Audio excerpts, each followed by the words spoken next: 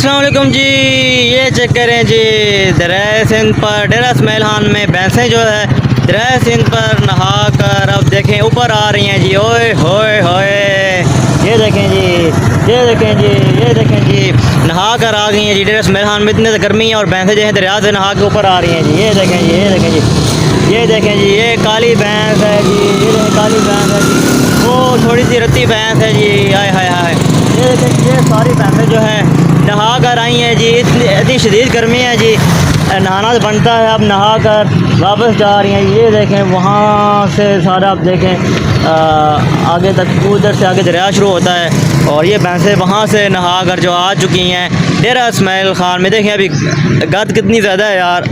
हाय हाय हाय हाय, ओए होए, ये देखें जी, ये देखें जी, भैंसें जी नहा के जा रही हैं जी। ओए होए होए, ये जी डेरा इस्माइल खान की इतनी एक्सट्रीम गर्मी है जी, नहाना तो फिर बनता है भैंसों का जी।